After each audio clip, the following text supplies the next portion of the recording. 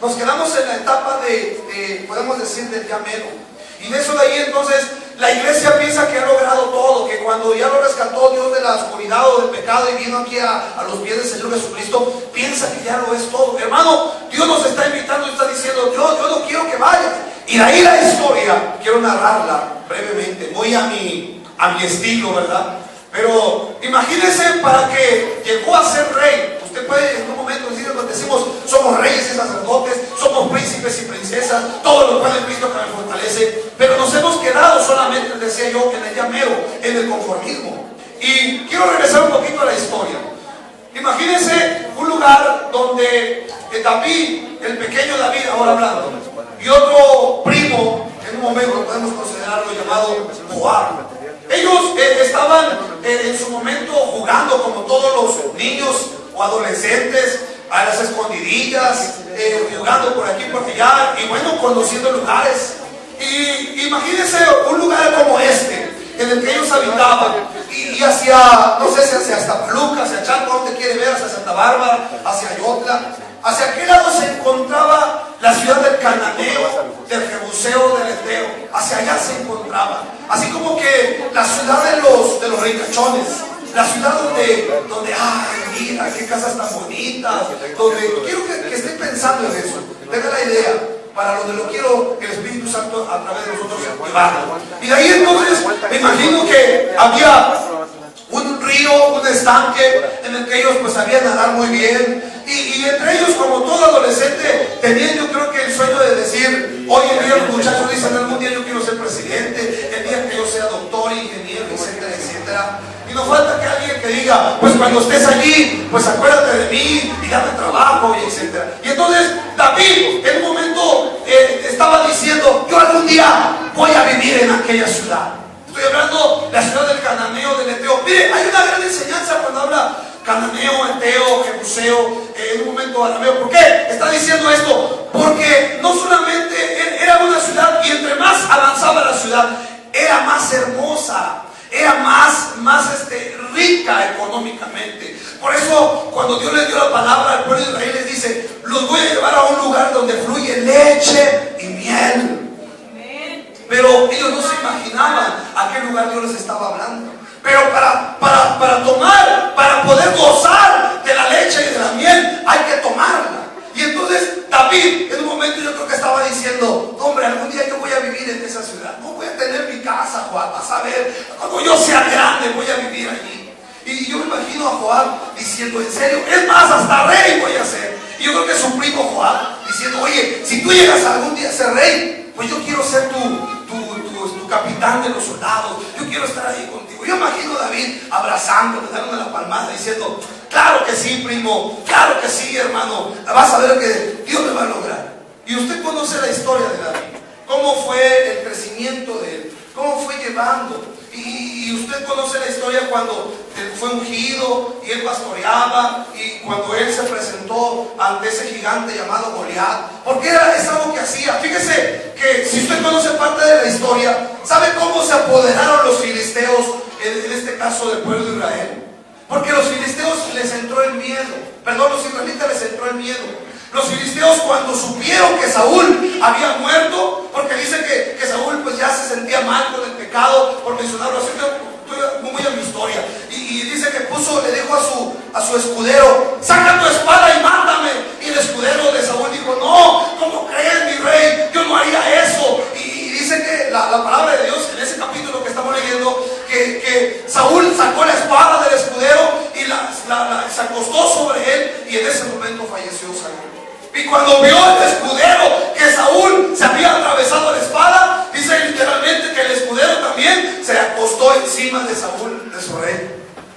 La fidelidad que había, porque él se sentía indigno, y en ese momento dice que se acostó, y también la misma espada le atravesó a los dos, tanto al rey Saúl y en un momento al escudero. Y entonces de ahí quedaron muertos, y empezó a correr el rumor, y los israelitas, en lugar de buscar a Dios, en lugar de tener fuerza, empezaron a huir.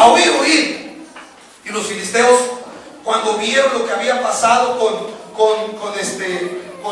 en un momento Saúl, el rey Saúl, ellos se apoderaron y dijeron, vamos a cortarle la cabeza y vamos a apoderarnos de esto y decir que nosotros fuimos quienes matamos al rey Saúl. Fíjese esto. Porque Dios le ha dado grandes cosas a usted, pero usted por temor de tomarlas se las ha dejado al enemigo, se las ha dejado a los gentiles, por utilizar esta otra expresión. Ese carro, ese trabajo, ese negocio, esa bendición, ese trabajo secular era para usted, pero usted por temor, por muchas cosas, y dentro del temor ahí, a lo mejor la fe, hablo de la capacidad de sentirse menospreciado, de sentirse indigno, usted lo dejó en las manos de alguien más.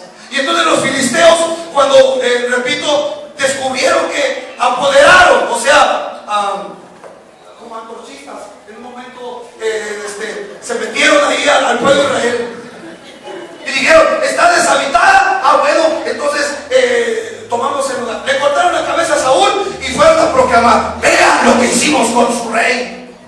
Y entonces de ahí surgió el famoso Goliat.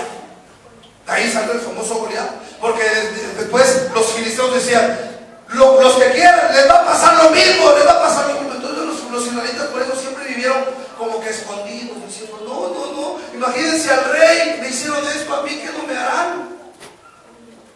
Y de ahí entonces empieza la historia.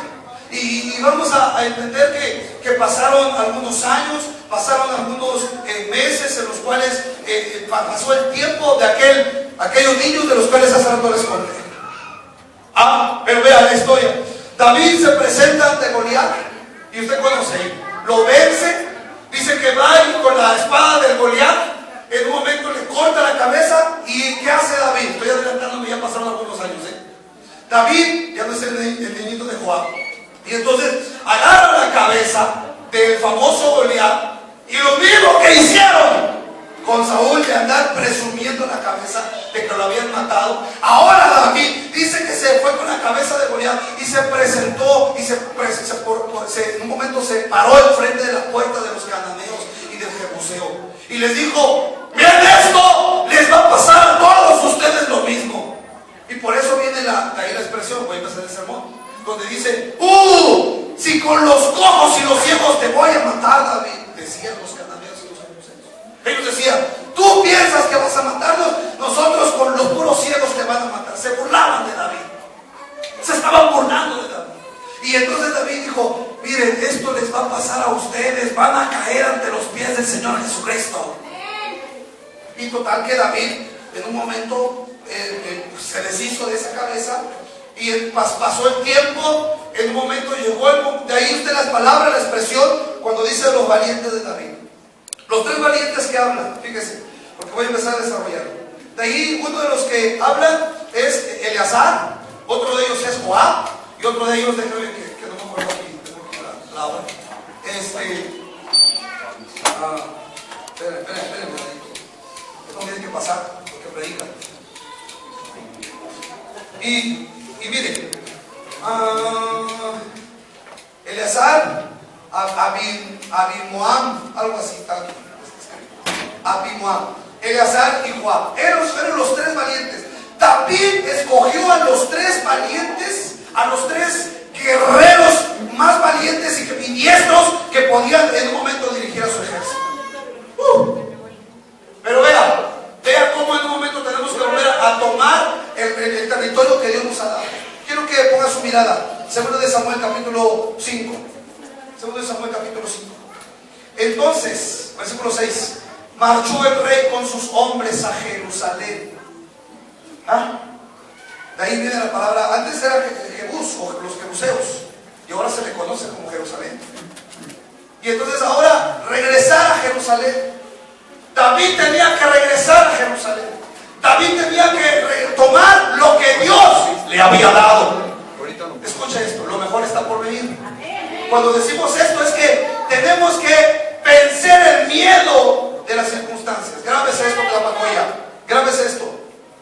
Las debilidades, los fracasos, los desánimos que nos pasan a nosotros no es otra cosa que Dios nos está perfeccionando. Otra es porque Dios nos está preparando, porque viene algo mejor para nosotros. Paz de Cristo. Es por eso que nos suceden las cosas. Es que a veces nos sentimos débiles, nos sentimos tristes, nos sentimos de alguna u otra forma tal vez desanimados o negativos, pero no es porque te llueva o una sino que Dios te está preparando, te está haciendo que madures, te está haciendo que crezcas, te está haciendo que te prepares en un momento. ¿Por qué?